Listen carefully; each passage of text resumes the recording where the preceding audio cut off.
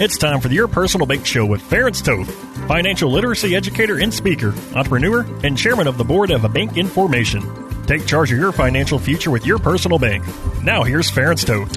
Welcome to Your Personal Bank Show, and really what I want to talk about today is kind of the need for making sure if you're looking into this personal bank concept, and I've been talking to a lot of people recently, been listening to the show, appreciate it. In fact, most common comment I get when somebody reaches out to me, and of course to do so, the best way is just contact us at yourpersonalbank.com. Give me your email or phone number, whatever. I'll reach out to you, and we'll schedule a time to chat about your situation. We can set up a go-to-meeting online, go over it, or, things are starting to open up here in Arizona. If we want to meet in person, we can. But the reality is, when I'm going through the situation, your personal situation, when I'm looking into it, often I find people are like, wow, I've talked to insurance agents before, but the discussions we have with you are totally different than any insurance agent I've ever talked to before. And I'm talking about even a financial planner who happens to be an insurance agent. When they start discussing the insurance aspects, again, the overwhelming majority of folks look at insurance as strictly as a protection tool. In other words, they're looking at maximizing death benefit to protect the downside in case something, in case of loved ones, in case something happens. And should you have some insurance for those purposes? In most cases, the answer is yes. I mean, if you have a family or business or different things like that, having some, it's the grown-up thing to do, right? To take care of your loved ones and make sure there's protections. And frankly, you can get some term policies and it's very, very inexpensive. I was talking to somebody the other day, a couple of days ago. Said, yeah, I just picked up another $500,000 of insurance. He's 65. I think he's paying $50-$60 a month. He goes, it's super cheap. I said, exactly. He has a family, he has a business. Should he have that type of protection in place? And the answer is absolutely. I do too. I just picked up a term policy myself last week to protect my family and my business. Okay, so many of us have those kinds of death benefit protection needs, and you should address those, of course. And if you want to talk to me about that, be happy to do so. I can more than capable and qualified to make sure that's taken care of for you. But the reality is, let's be real. You can go online. There's a lot of online tools. You can shop it around and probably find among the best prices you can find for it. The thing is, what I'm talking about is something totally different. I'm talking about using a high cash value policy as an asset. It's an asset class, just like any other asset class of stock, bond, mutual fund, or anything else for that matter, CDs, annuities, whatever. It's an asset class. It's a financial tool designed to grow cash. It's designed to grow cash on a tax-favorable basis. If we do it right, we can make it income tax-free. Okay? It has guarantees. It has downside protections. We can deal with index options, and we can deal with fixed options.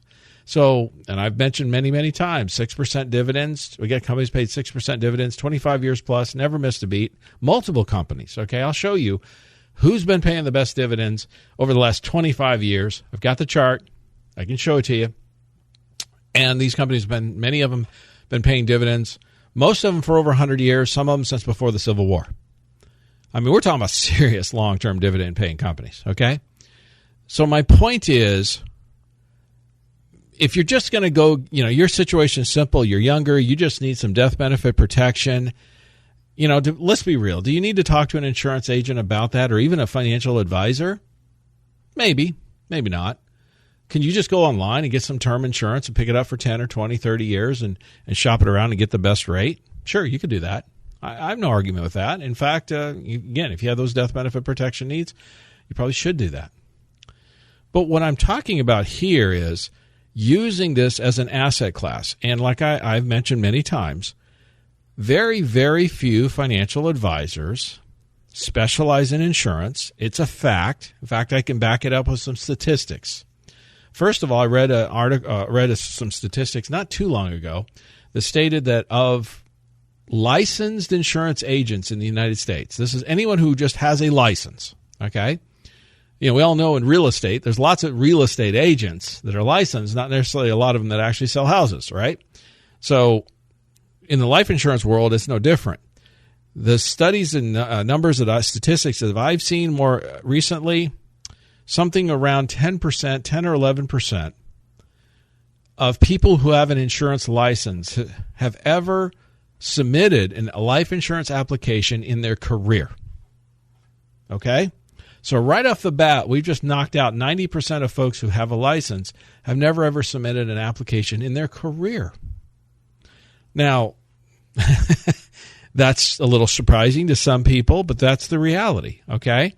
Now, clearly, those people aren't experts. They've never submitted an application even, okay? So we can knock those. I think we can knock, and there's a lot of reasons why people get licenses and never do anything with it. I don't think we need to go into any of that, okay? Some of them who, by the way, are active in the financial world strictly are annuity agents. You have to get a life insurance license to sell an annuity, which frankly, to me, makes no logical sense whatsoever. There should be an annuity license, frankly, because annuities and life insurance, I do both. I've dealt with both for 22 years plus. They're two very different products. They're two very different asset classes, and they accomplish two very different things, and they really shouldn't be one license, in my opinion, but that's my humble opinion on that. The other thing is, so let's just take the 10% that have ever submitted an application in their career. Well, the vast majority of applications and cases that exist, the life insurance out there, by far are term policies.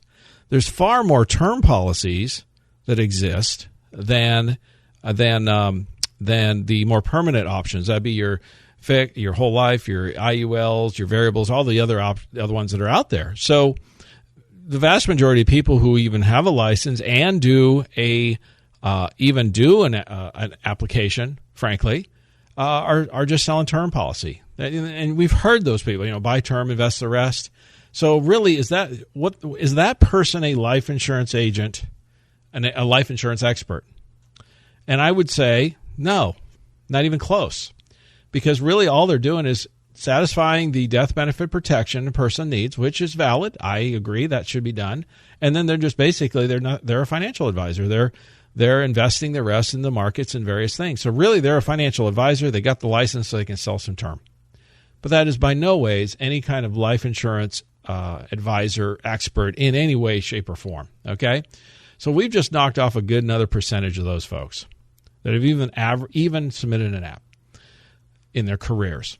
So then when we get to the people who do deal with these more permanent policies, the majority of those, I find, are, again, dealing with maximizing death benefit more than cash.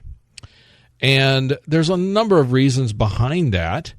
One of them is there are people out there with businesses and higher net worth individuals who have tax issues, who need to make sure they have a death benefit address their tax issues and other things like that, and business succession planning and be able to pay the bills and pass their business to the next generation and things like that. So those are all very valid reasons for doing those kinds of things, and I have dealt with that many times with clients. But in the next segment, I'm going to talk about really what we're here to talk about, and that's to grow your money, reduce taxes, increase the rate of return on your monies. That's Your Personal Bank concept. So, and that's, again, another area of specialty. So stay tuned in the next segment. We're going to talk about that further. Don't miss it. For more information on Your Personal Bank, feel free to contact Ference at yourpersonalbank.com. Back to the Your Personal Bank Show with Ference Toth. Welcome back to Your Personal Bank Show. We're really talking about specialty. And in other words, who is experienced, knowledgeable? How do you know somebody's an experienced and knowledgeable? And we're listening. This is Your Personal Bank concept. We're using a high cash value insurance policy, a tool designed to do a very specific thing. And then we're bringing in a bank line of credit to be able to access the funds, and the interest on the credit is lower than what you're earning, so you keep the difference. You create a positive arbitrage. By the way, that positive arbitrage today is typically 2 to 3%. You can take that money then, invest it elsewhere, pay off bills, do whatever, supplement retirement, whatever you want to do, but you pick up an extra 2 or 3%. Now, some people say, well, that's not a big deal. Yes, it is. Here's what I mean by it. I had a client just a couple of days ago who were getting 5% returns on their real estate investments that they were doing. And that's the number they told me. Okay, I didn't argue with them about that. And they said, we're making 5 over here. I said, no, the point you're missing is I'm not talking about doing this versus that. I'm talking about adding 2 or 3% to the 5. In other words, and that got their attention. I said, look, think about it a minute. You could take your money and invest in this real estate investment and make 5% returns. Or you can turn around and take your money, put it in the personal bank policy, the high cash value policy, and earn 6. That's the dividend rates they're paying currently and have for the last 25 years plus. And then you can turn around and access those funds from it through the bank line of credit. We help you set up. There's no cost or fee to do that. You only pay interest on the funds you actually use. And they're charging in the mid-low 3s in their case. So they're picking up about, actually we were able to get 3.25 for them. So they're actually picking up 2.75%, actually 2.85% positive arbitrage on their money. So they were making 5 with their investments. I said, now you put it in here, access against it, and now go invest your money in the real estate investment. You're making your 5, add the 2.85 to it. Now what have you done? Well, they're making 7.85 versus 5. Have they increased their rate of return? Yes, over 50%. That's huge, folks. If you could increase your rate of return by 10, 20, 30, 50, even 50% more than you're making now, would that make a difference? Oh, and by the way, this creates some tax benefits too. Some of that money was tax-free growth. Would that help? Of course it would. That's what we're talking about here. So, but as I started to say, who should you talk to about that, about all this? Well, obviously, I'd like you to contact us at yourpersonalbank.com. I'll talk to you about your situation and all that. But, people like to shop around. People like to do due diligence. I completely understand that. So who should you talk to get advice or compare? Like I said, what I'm going to do is show you the numbers, show you the different companies, show you the best ones that are available out there because we work with basically nearly everyone. And this is our specialty, and this is what we do. And it's basically about all I've done for the past 7 years, frankly. Okay, I've been in the financial world 22, but the last 7 I've been focusing on this personal bank concept, which is why our business keeps growing. We keep getting more clients, more referrals. The radio shows come out of as a result, all of it. But the thing is, like I said in the first segment, the vast majority, just because someone has a license doesn't mean there's any level of knowledge or expertise. In fact, some studies show that upwards of 90% of licensed life insurance agents never submit an application, a life insurance app, in their careers. So clearly they're not an expert or experienced. Out of the 10% that are left, the majority of those just strictly sell term, and they're really financial advisors who sell term to take care of death benefit protection needs. And that's where I would say a big majority of your folks that are licensed insurance agents and also financial advisors, where they fall. That's where the majority of them fall. Okay, and that's just based on personal experience and knowledge and articles and everything over leading for decades. Okay, so that gets you down to the real true life insurance professionals. Well, what do? Well, they're the ones that work with business succession planning, tax planning, things like that. You have a lot of CPAs, tax attorneys in those arenas. I deal with them all the time, or working with those kinds of people. We're dealing with succession plans in terms of how do we pass the business from one generation to the next on a tax favorable basis. How do you take large estates and assets? Somebody has a large IRAs, 401ks. We do, those kinds of things. How do we pass this to the next generation? Every tax attorney worth his salt will attest to the fact that life insurance is the most efficient tool to pass on assets from one generation to another, especially when you're talking about tax-hostile assets like IRAs and 401ks, okay? So I deal with that kind of stuff. That's a high-level type of thing, and very few licensed insurance agents have anywhere close to the level of knowledge or experience to deal with that type of thing. I do. I deal with that on a regular basis. And there's a few, there's a handful out there also. But when you get into the personal bank concept, this is where, again, we're setting up a high cash value policy to grow your money, then access it through a bank line of credit when you need it, want it or need it, and create positive arbitrage. That, frankly, is a whole different level of specialization.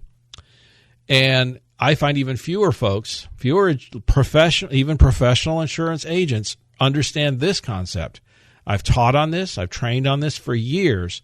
CPAs, attorneys, financial advisors, clients, you name it, and workshops. It's just one of those areas where there's just a handful of us out there, it seems like.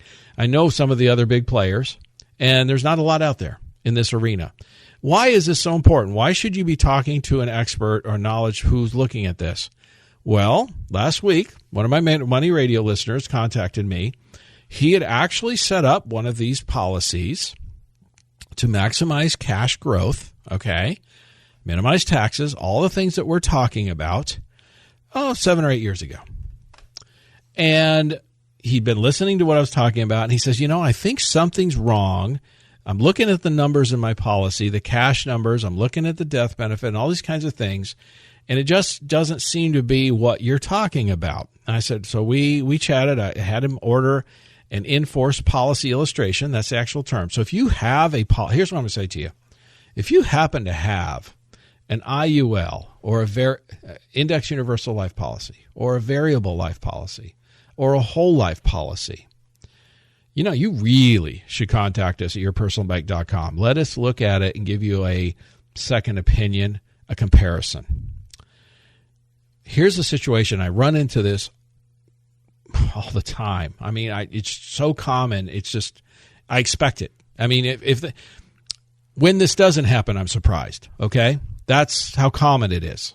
I'm talking 95% plus, easy. Okay, so here's the situation. He says, I did what you said. I purchased this. I've been funding this for the past 7 years roughly, for the purpose to grow cash, not for death benefit, maximize death benefit, but to grow cash. That's what I purchased it for. That's what the advisor talked to me about. That was our understanding. I said, okay. I looked at the basic numbers. I said, you're right. Something's out of whack. Your cash isn't high enough based on how much you've contributed the last 7 years, and your death benefit seems high to me. So we ran some numbers, contacted the company, and then discussed options. And here's what I explained to him to help him understand why. And it made a ton of sense to him. You have two buckets. You look at your money as two things. You've got a cash value, you've got a death benefit. The ratio is the key. It's like a teeter-totter. How much of your contributions, how much of your money you're contributing is going to cash and how much is going to death benefit? If the majority is going to death benefit, it's a death benefit protection policy. And we see that very, very commonly. You may or may not need that. If your purposes are for that, fine. Business succession planning, tax planning, and things like that are good reasons for doing that. So you have little or no cash, but you're really maximizing the death benefit on purpose. You're doing it permanently, so when you're gone, this tax planning, this succession planning is handled and taken care of. But if that's not your goal, and that's what I find very commonly, just like with this gentleman, and if the goal is to maximize cash, you want the ratio of cash to be much higher and the death benefit to be much lower. Well, we ran the numbers. And in the next segment, I want you to stay tuned because I'm going to share with you the difference. And the difference was shocking. And if his only comment was, he goes, gosh, I wish I had talked to you 7 years ago because I would have saved a ton. Well, he would have made a whole lot more money. Stay tuned in the next segment, and I'll share with you the difference. For more information on Your Personal Bank, feel free to contact Ference at yourpersonalbank.com.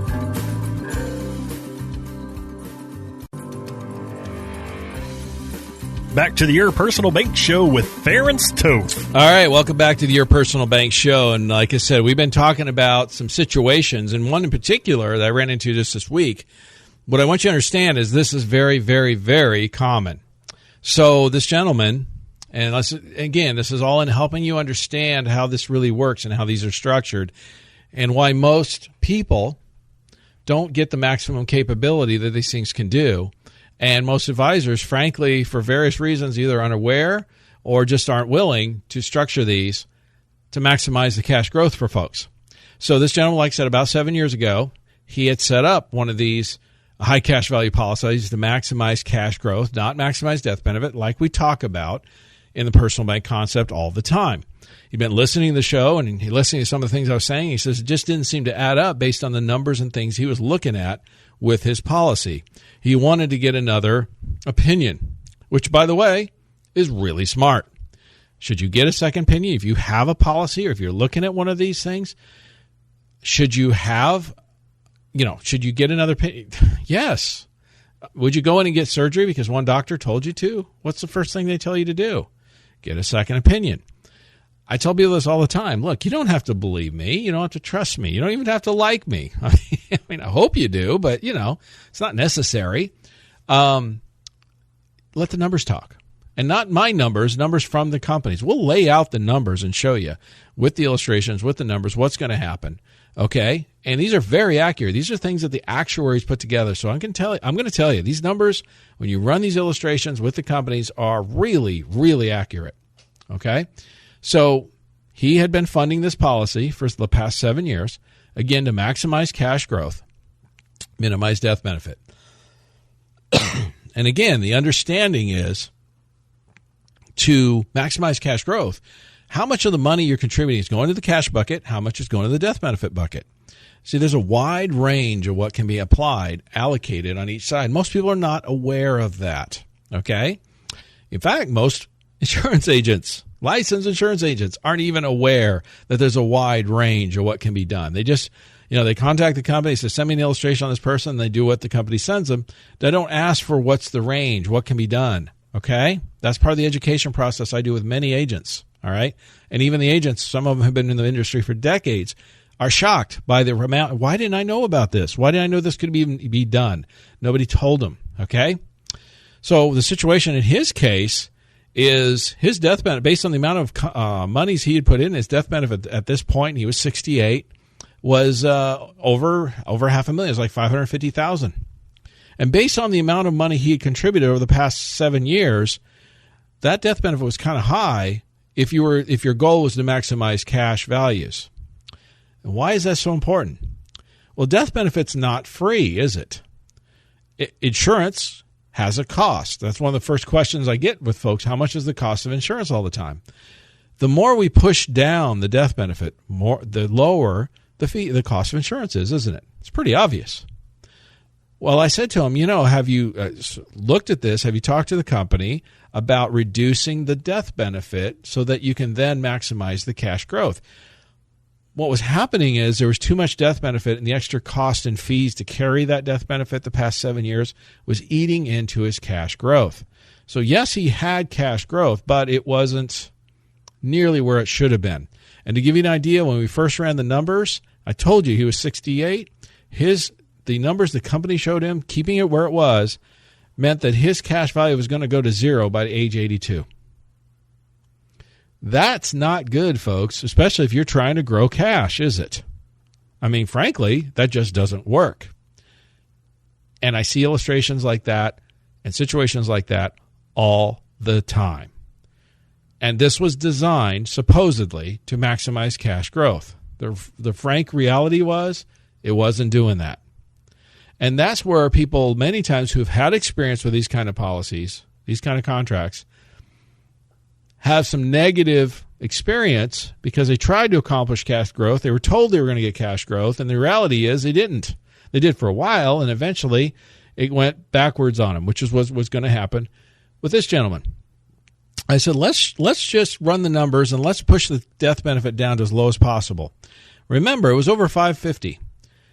The company dropped it to $204, just over $200,000, and reran the cash number. So in other words, we cut the death benefit less than half. Guess what the cash number suddenly did? They went up. Not only that, they went up significantly, and not only that, this thing's going to grow literally for the rest of his life. More and more cash every year the rest of his life. I mean, that's a huge difference. And all we did was adjust the ratio. It's like a teeter-totter. Think of the teeter-totter. We adjusted the teeter-totter. We pushed the death benefit down. We pushed the cash value up. There's every policy that we work with. Not every contract allows this. Please understand. Not every company offers this. Understand. But many do, and many tools do. And this is a situation where we didn't set him up with a new policy because, frankly, by fixing it, it's better for him to keep what he has than get something new, because he's been funding this for the past 7 years, and his age and different things like that. He's 68. He's not too old by any means. We can get him a new one. In fact, we're actually looking at setting up a new one for him as we speak. Okay, and the bottom line is that we were able to fix his policy. Now, the only bad thing was, the downside was, as this person said to me after we met and I talked to him about all this, he said, "Oh my gosh, why I wish I talked to you 7 years ago. Because the reality is he wasted a lot of money the last 7 years on death benefit he didn't need, which ate into his cash growth significantly. He would have had a lot more money into this thing if he had just started with it that way. That's why he's looking at doing another one now. Looks like we're going to be able to get him qualified. We've already submitted applications and moving forward, and everything looks good. By the way, 68, he's nowhere near being too old to make this work and work well for you. So, but he could have salvaged, we did salvage this one that he had, but he did waste 7 years. And so what I'm saying to you is don't waste that time. Don't, talk to, let's run the numbers and see what we can do for you. Literally, if it's better for you to keep it, but make some adjustments to make it work and salvage it, I'm going to tell you that. And if it makes more sense to close it out and shift it over, we can do things like 1035 exchanges, which is a tax-free exchange. There's no taxes, and depending on how long you had it, there can be no cost involved. And if there is, we'll tell you what it is. So you go into it with your eyes open. If the numbers make more sense to move it, I'm going to recommend to move it, and I'll show you why, and I'll show you the numbers. If it makes more sense to fix it and keep it, I'll do that too. Why do I do that? I mean, obviously, by him adjusting this one and making it work, salvaging it, now it's going to work for him actually fairly well. It could have worked great. It's still going to work good. I don't make any money from that. But the reality is, like I said, because I helped him, he's already setting up another one for himself with some other monies. Obviously, I do business that way, get a client that way, and he's referred me to two other folks. See, it's really that simple. That's the attitude I've always had with people. Look, if I do the best I know how to do to help you improve your situation, oftentimes you're going to recommend me to somebody else that I can help them also. So what ends up happening is I have more clients overall, and frankly, I make more. The more people I help, the more I make, right? It's the old Zig Ziglar approach. If you help enough other people get what you want, eventually you'll get what you want, right? And I have no shortage of clients, even with COVID and all that. If anything, I've been busier than ever.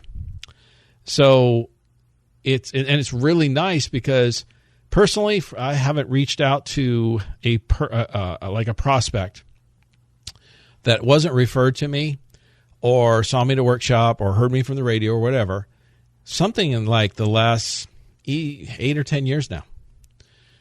So I find it much more pleasant to deal with people that actually want to talk to me. So that way I don't have to sell you on anything. I don't have to try to talk you into anything. Literally, I can just focus on educating you, looking at your situation, and seeing how we can improve it, whether increasing returns, reducing taxes, having more liquidity on your money, whatever that may be. And it's just much more pleasant, and I enjoy my career much more, and I enjoy my life. And to me, that's really what it's all about. I help you. I have a pleasant experience. You do too. And everyone does better. Everyone wins. Stay tuned in the last segment. I'm going to finish up with the final thoughts on this and what you can do to make sure you're maximizing the capability of your policies if you have one or are considering looking at one. So stay tuned. For more information on Your Personal Bank, feel free to contact Ference at yourpersonalbank.com.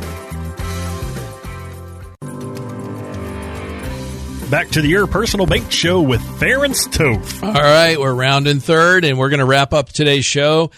We have shared, I think, some really tremendous information. I don't get into the weeds too deeply, too often, because I don't want to, bore people with a bunch of numbers and details. But I think this situation I've been sharing today is so valid. It really does illustrate the reason why you want an expert. You want somebody who's experienced and knowledgeable, who's a very experienced insurance agent, not just somebody who sells term and is a financial advisor. That's not really an experienced, knowledgeable insurance agent, which unfortunately a lot of people, that's where the majority of folks are. You want somebody who specializes, they know what they're doing to maximize these cash values, to get the positive arbitrage on your money, to increase your returns, reduce your taxes, get more liquidity, all that stuff, okay? And the example I was sharing with previously, talked about a gentleman who had actually set up one of these 7 years ago, designed to maximize cash growth. He had done everything we had taught. He did everything right. He wanted to maximize cash growth. He wanted to minimize taxes. He wanted to minimize his death benefit. And what he didn't fully understand, but he does now today, as I share on the show all the time with clients, think of your money in terms of two buckets. You got a cash bucket, you got a death benefit bucket, and those are on a teeter-totter. It's the ratio that's important. How much of the money you're contributing is going into the cash side? How much is going into the death benefit side? If you want to maximize death benefit protection, like most people do when they purchase insurance, you want it all going there. If you're wanting to maximize cash growth, you want all of it you can going there. There's still going to be a death benefit. That's part of the tax-free aspect of it. But the key is we want as much as possible going to the cash as much as possible. And it's not uncommon. I'll be working with people who have lump sums of money and things like that we can get upwards of 90% of the money into the cash side day one. So your money's growing. You're getting the 6% dividends, the last 25 years plus history, or the index options. We can make up to 14% per year on the S&P 500 with no downside in the bad years, and tax-free. So we can get all those things set up for folks, okay? Typically, it's anywhere from 60 to 90%, by the way, day one, just so you know, depending on the situation, how we're structuring it. But this particular gentleman, like I said, set one of these up 7 years ago. I'm not going to. The amount he contributed is not important. It's the ratio. The bottom line is, what was happening is he, at this point, had a $550,000 death benefit. His cash values the money had grown, don't get me wrong, but not had grown nearly as well, frankly, as it should have. And the reason was the amount of contributions, the amount of premium he was paying in, too much of it was going to that death benefit bucket side. On that teeter-totter, too much was allocated to the death benefit side. We contacted the company, reduced that death benefit from $550 to $200. By vastly reducing the death benefit, remember, his goal was not death benefit. His goal was to grow cash. He stated that from the beginning. He was frustrated. By the way, before with the $550 death benefit, he was age 68. The numbers the company was showing him, showing the cash was going to run out by age 82. I see this far too often. And that's not good if you're trying to grow it for cash. You're 68 and the money's going to disappear by 82. Why? You have too much death benefit. It's structured far too heavily on the death benefit side of that teeter-totter. We reduced it from $550 to $200. We cut it almost in a third, didn't we? By reducing all that extra death benefit, we reduced all those costs, fees, everything else that's involved with that, because insurance is not free, right? But we vastly reduced it. Suddenly, we ran the numbers. Not only does his cash last for the rest of his life, even out to age 120 or something, it grows, and it grows significantly. He's happy with the numbers the way they look. The only bad part is, what if he had structured it that way 7 years prior? And that was, like he said, he goes, gosh, I wish I had talked to you sooner. He wasted 7 years of significant growth. The numbers would have been hugely different because of compound interest and everything else. He would easily had more. We did a comparison. He would easily had more than double. I mean, you can't cry over spilled milk, but what you can do is contact me and let me run the numbers for you. So if you have a policy, if you have a variable policy, an index universal, or a whole life policy, you should contact me, send me the numbers, let us do a comparison. Again, you don't have to contact me at yourpersonalbank.com. And you don't have to like me. You don't have to trust me, okay? Hopefully you will, but it'll be professional, I'll tell you that much, and I'll tell it straight up. I'll show you the numbers, and I'll tell you, look, here's what you can do if you adjust this one or if you do a new one, which makes more sense. And we'll look at the numbers. In this particular case, the numbers worked out better for him to keep the one he had than to do a new one because of age and different things. He was 68, but by the way, we are doing a new one for him. He's already submitted the application and everything for it. So the thing is, but we're doing it the right way now, keeping the death benefit as low as possible, maximizing the cash, and the numbers work actually almost as good as the one he did 7 years ago. It could have been better, you understand, but it's still working well. Why would I recommend that? I don't make any money from him fixing his current policy, of course, but obviously he's doing another one because he appreciates and he sees the numbers. He wants to grow money guaranteed and tax-free. I mean, that's kind of a positive thing for a lot of people. So we're doing another policy for him, and he's a client today as a result. He's also referred 2 other people to me already, and that's very common. So my point is, by taking care of folks and helping them fix or salvage what they have or improve what they have, or sometimes we have to move it because it's just too bad. I'm going to recommend, but you'll see the numbers and you'll understand why. You'll understand why you're doing it. You'll go into it with your eyes open. There won't be any surprises. You'll understand why you're doing what you're doing. So again, if you have one of those policies, contact us at yourpersonalbank.com. Let's do a comparison. Get a second opinion. Let's see if we can improve it upon it, enhance it, or salvage it in this case, or do we have to do a new one? But again, you'll understand why. Because the last thing you want to do is, like, if he had ignored this by age 82, based on the company's expectations, the cash would have gone to zero. That would have been a disaster. Because not only would that have been a disaster, he ran out of money that he was expecting, but secondly, if a policy fails or lapses, then a 1099 gets issued, and he has to pay taxes on all the interest gains he earned throughout all these years, the previous decades. So he gets hit with a big tax bill, and he has zero cash. See, when people have a negative experience with life insurance and trying to grow it for cash, that's invariably what it is. It wasn't structured correctly to maximize cash. It was structured really more towards death benefit. And you as an individual, as a client, frankly have no idea if it's really maximized until you start to compare and see some numbers. And that's what we do. We show you the numbers and we compare all the time. Now, why was this sold the way it was? Why was it structured the way it was? Because frankly, I would have never done that. The main reason I find is real simple. It's ignorance, lack of knowledge, lack of understanding with agents who really are not experienced or knowledgeable, who sell insurance, but they're really financial advisors. That was this case. So they sold some insurance, but they don't really fully get and understand the what it'll do in the long run for this client. And they really, frankly, hurt them more than they help them unknowingly. And they just sent to them what the company sent them, and they thought. The other more nefarious reason is, folks, commissions are paid based on death benefit, not cash. I mean, that's, I think of the cash bucket, the death benefit bucket. Cash is cash. There's little or no money involved with cash. That's for you, the client. The death benefit is where the commissions are structured based on. Well, if somebody sells a product with a $550,000 death benefit versus $200,000, the agent's going to get paid almost 3 times more money. So there's a financial incentive for the agent to maximize death benefit. They get paid more. It's the financial benefit to the client is to maximize the cash. So you get more. We maximize the cash to the clients up to the tax rule limits. Yes, we get paid less, but we do more business overall. So we end up winning because you win. We all win. It's a win-win-win. So that's what it's all about. Stay tuned to the Your Personal Bank show. I look forward to talking to you next week, and always contact at yourpersonalbank.com for more information. Listen Tuesday at noon and Thursdays at 1 for more information on Your Personal Bank. Contact Ference at yourpersonalbank.com. This show is designed to provide accurate and authoritative information. The presenter and guest on this program do not engage in legal, accounting, or tax advice. Professional advice regarding your situation should be sought if required. Products and riders may have limitations and may not be available in all states. Excessive unpaid loans may affect performance. Distributions may become taxable if not managed properly. Replacements may not be suitable for everyone. There may be charges when replacing coverage. Compare when considering a replacement. Dividend rates and baseline of credit rates may charge. Contact yourpersonalbank.com for current rates.